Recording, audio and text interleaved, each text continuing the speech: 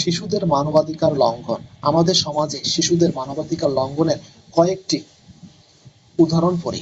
আমাদের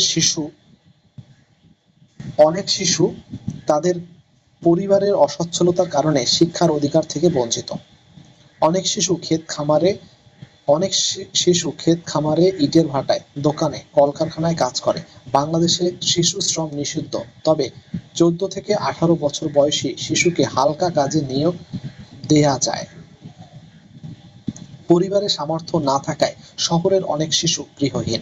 অনেক সময় সামান্য কারণে বা বিনা কারণে শিশুদের শারীরিক নির্যাতন করা হয়, এতে তাদের মানবাধিকার লঙ্ঘিত হয়।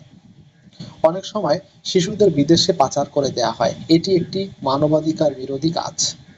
এছাড়া মানবাধিকার বিরোধী আরো অনেক কাজ আমাদের সমাজে ঘটে থাকে। মানবাধিকার রক্ষায় আমাদের সচেতন হতে হবে, প্রয়োজনে যথাযথ কর্তৃপক্ষকে জানাতে হবে। নারী অধিকার লঙ্ঘন। আমাদের সমাজে কিভাবে মেয়েরা তাদের অধিকার থেকে বঞ্চিত হচ্ছে তা জেনে নেই। মেয়েরা ছেলেদের মতো শিক্ষার সমান সুযোগ পায় না। চাকরির ক্ষেত্রে মেয়েরা পিছিয়ে থাকে। কাজের ক্ষেত্রে মেয়েরা ছেলেদের মতো সমান পারিশ্রমিক পায় না। বাড়িতে কাজে সহায়তাকারীরা যথাযথ পারিশ্রমিক, খাবার ও স্বাস্থ্যসেবা পায় না। বাড়িতে কাজে সহায়তাকারীদের অনেক সময় আমাদের দেশ থেকে অন্য দেশে পাচার করে দেয়া হয়। অনেক সময় সামান্য কারণে কাজে সহায়তাকারী মেয়েকে নির্যাতন করা হয়। এছাড়াও নারী ও শিশুদের বিদেশে পাচার করা হয়। অনেক ঝুঁকিপূর্ণ ও অমানবিক কাজে তাদের ব্যবহার করা হয়। এ ধরনের অন্যায় আচরণ আমাদের মেনে নেওয়া উচিত নয়। এটি মানবাধিকার বিরোধী কাজ। আমাদের উচিত মেয়েদের সমান অধিকার রক্ষায় কাজ করা। নারী পুরুষ সমতা। সমাজের প্রকৃত উন্নয়নের জন্য নারী পুরুষ উভয়ের ভূমিকা গুরুত্বপূর্ণ। নারী পুরুষ সমান অংশগ্রহণ ও সমান অধিকার ভোগ করতে না পারলে দেশের উন্নয়ন বাধাগ্রস্ত হয়। এ প্রসঙ্গে কবি কাজী নজরুল ইসলাম বলেছেন, বিশ্বে যা কিছু মহান সৃষ্টি চিরকল্যাণকর, অর্ধেক তার করিয়াছে নারী, অর্ধেক তার নর। এদেশে নারী অধিকার প্রতিষ্ঠায় সমাজকে সচেতন করতে অসামান্য অবদান রাখেন রোকেয়া সাখাওয়াত হোসেন। তিনি মনে করতেন নারী পুরুষের মধ্যে বিভাজন নয়, বরং সহযোগিতা প্রয়োজন। নারী জাগরণের অগ্রদূত রোকেয়া সাখাওয়াত হোসেন 1880 সালের 9ই ডিসেম্বর রংপুরে জন্মগ্রহণ করেন। রোকেয়ার শিক্ষার প্রতি অসীম অনুরাগ ছিল। তিনি নারী শিক্ষার বিষয়ে সমাজে অসামান্য অবদান রাখেন। 1909 সালে তিনি ভাগলপুরে একটি বালিকা বিদ্যালয় প্রতিষ্ঠা করেন। বিদ্যালয়টি পরে কলকাতায় স্থানান্তর করা হয়। 1932 সালের 9ই ডিসেম্বর এই মহিষী নারী মৃত্যুবরণ করেন। তিনি আজীবন নারী শিক্ষার অগ্রগতির জন্য চেষ্টা চালিয়ে গেছেন। রোকেয়া স্মরণে বাংলাদেশে প্রতি বছর 9ই ডিসেম্বর সরকারিভাবে রোকেয়া দিবস পালন করা হয়। তার অক্লান্ত পরিশ্রমের ফলে মেয়েরা ধীরে ধীরে শিক্ষার আলো পেতে থাকে। আন্তর্জাতিক নারী দিবস। বিশ্বজুড়ে 8ই মার্চকে আন্তর্জাতিক নারী দিবস হিসেবে পালন করা হয়। কিভাবে নারী দিবস পালন করা শুরু হয়েছিল? 1857 সালের 8ই মার্চ নিউ ইয়র্ক শহরের একটি পোশাক কারখানায় নারী পোশাক শ্রমিকেরা ন্যায্য মজুরি ও শ্রমের দাবিতে আন্দোলন করেন। এই আন্দোলনে পুলিশ নির্যাতন চালায় এবং অনেককে গ্রেপ্তার করে। 1908 সালের একই দিনে নিউ ইয়র্কে পোশাক শ্রমিক ইউনিয়নের নারীরা আরেকটি প্রতিবাদ সমাবেশ করেন। 14 দিন ধরে এই প্রতিবাদ চলে এবং এতে প্রায় 20,000 নারী শ্রমিক অংশগ্রহণ করেন। কর্মক্ষেত্রে অতিরিক্ত শ্রম ও শিশু শ্রম বন্ধের দাবিতে তারা এই আন্দোলন করেন। 1910 সালে জার্মান সমাজতাত্ত্বিক ক্লারা জেটকিন নারীর ভোটাধিকার ও একটি নারী দিবস ঘোষণার দাবি জানান। ক্লারা জেটকিন 1913 সালে রাশিয়ায় নারীরা ফেব্রুয়ারি মাসের শেষ রবিবার নারী দিবস হিসাবে পালন করে। 1977 সালে জাতিসংঘ 8ই মার্চকে আন্তর্জাতিক নারী দিবস হিসাবে পালনের ঘোষণা দেয়। এই দিনটিকে নারীর অধিকার নিশ্চিত করা সহ নানা বিষয়ে সচেতনতা বাড়ানোর চেষ্টা করা হয়। আমাদের দায়িত্ব ও কর্তব্য। সমাজের প্রতি আমাদের দায়িত্ব ও কর্তব্য।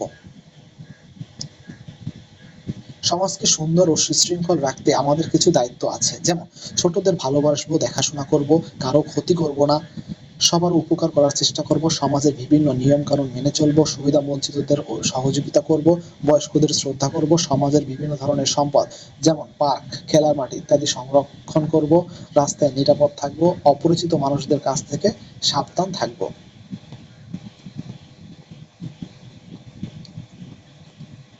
বাড়িতে নিরাপত্তা রক্ষা। বাড়িতে দুর্ঘটনার হাত থেকে রক্ষা পাওয়ার কিছু উপায় আছে। ছুরি, কাঁচি জাতীয় ধারালো জিনিস সাবধানে ব্যবহার করা, খালি পায়ে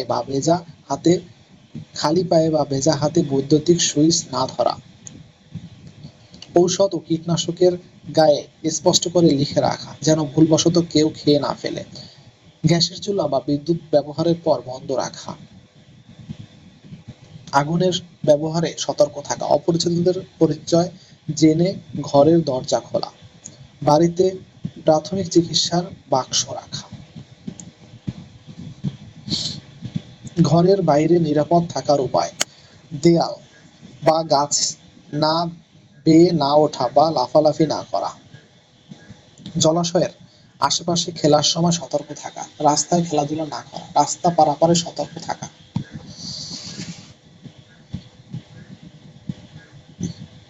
রাস্তায় নিরাপত্তা রক্ষা। আমরা কখনো কখনো রাস্তায় দুর্ঘটনায় পড়ি, এজন্য পথ চলায় সতর্ক থাকতে হবে, এতে অনেকাংশেই দুর্ঘটনা এড়ানো সম্ভব। রাস্তা পার হওয়ার সময় অনুসরণ করতে হয় এমন 3টি সাধারণ নিয়ম জেনে নেই। আমরা রাস্তার মাঝখান দিয়ে হাঁটবো না, সবসময় ফুটপাত বা রাস্তার পাশ দিয়ে হাঁটবো।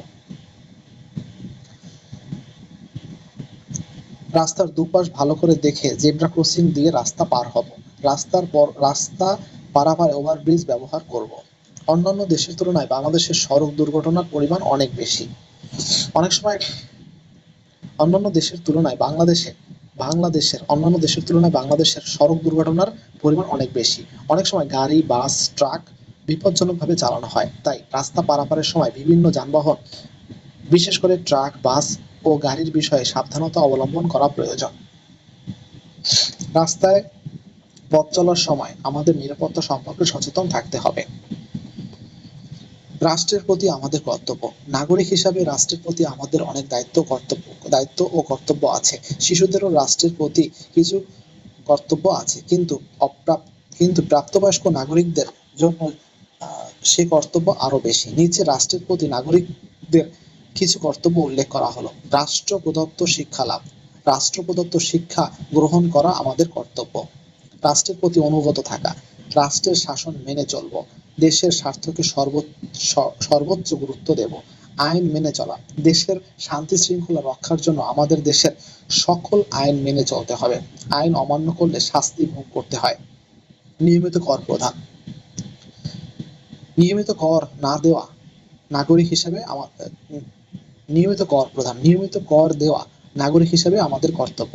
এই কর থেকে প্রাপ্ত অর্থ দিয়ে রাষ্ট্র বিভিন্ন প্রতিষ্ঠান পরিচালনা করে এবং নাগরিকদের বিভিন্ন সুযোগ সুবিধা দেয়। ভোটদান। আমরা গণতান্ত্রিক দেশে বাস করি, তাই 18 বছর বয়স হলে আমাদের অবশ্যই ভোটদানে অংশগ্রহণ করা উচিত। ভোট দেয়া নাগরিকের দায়িত্ব। রাষ্ট্রীয় সম্পদ রক্ষা করা।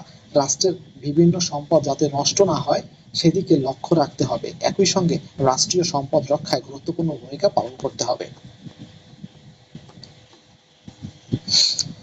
গণতান্ত্রিক মনোভাব। শিক্ষা প্রতিষ্ঠান। গণতন্ত্রের অর্থ জনগণের শাসন। আমরা প্রতিদিন বিভিন্ন রকম কাজ করি। এসব কাজ করতে আমাদের অনেক সময় নানা রকম সিদ্ধান্ত নিতে হয়। অন্যের মতামতকে সম্মান করা এবং অধিকাংশের মতামতের ভিত্তিতে সিদ্ধান্ত গ্রহণ করাকে গণতান্ত্রিক মনোভাব বলে।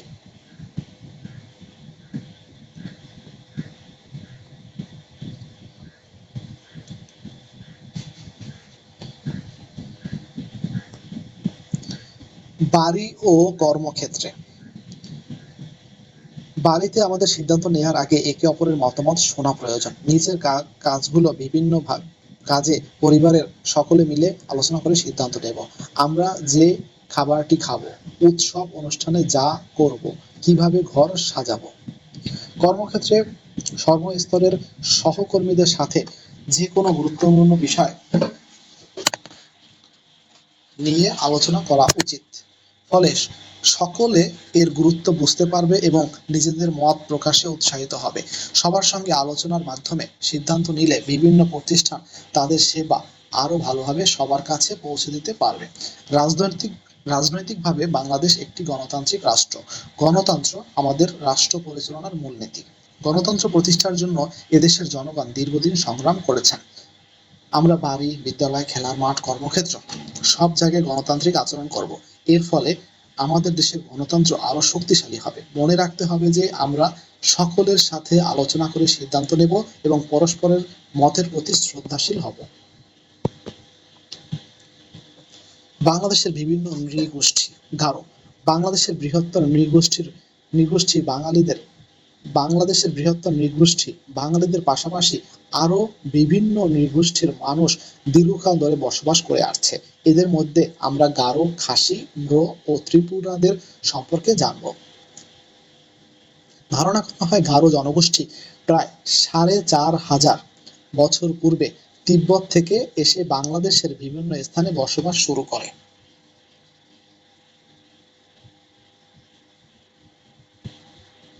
ভাষা। গারোদের নিজস্ব ভাষার নাম আচিক বা গারো ভাষা। ধর্ম। গারোদের আদি ধর্মের নাম সাংসারেক, তবে বর্তমানে বেশিরভাগ গারো খ্রিস্ট ধর্মাবলম্বী।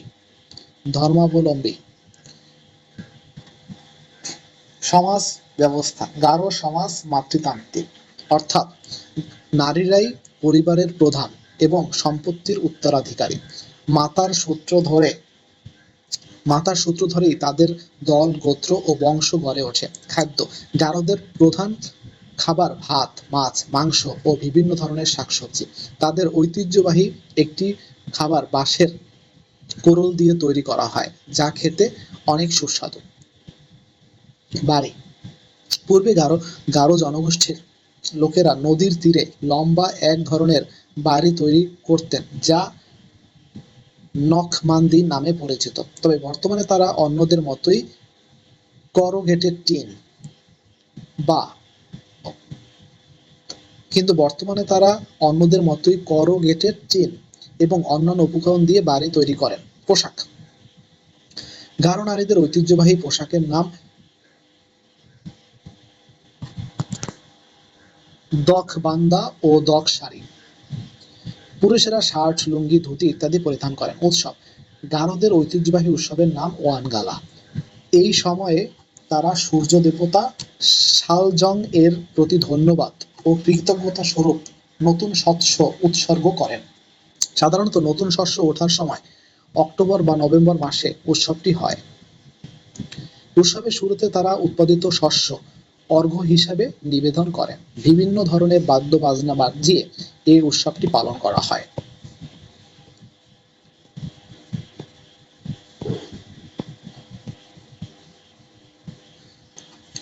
১৮৭২ সালে গারো জনগোষ্ঠী ইংরেজদের সাথে যুদ্ধে পরাজিত হয়েছিলেন। গারোদের হাতে ছিল শুধু মিল্লাম আর ইংরেজদের হাতে ছিল বন্দুক। সে সময়কার দুইজন গারো বীর যোদ্ধা টগান নেংমিনজা ও সোনারাম সাংমা। মনে করো এই যুদ্ধ নিয়ে একটি চলচ্চিত্র নির্মাণ করা হয়েছে।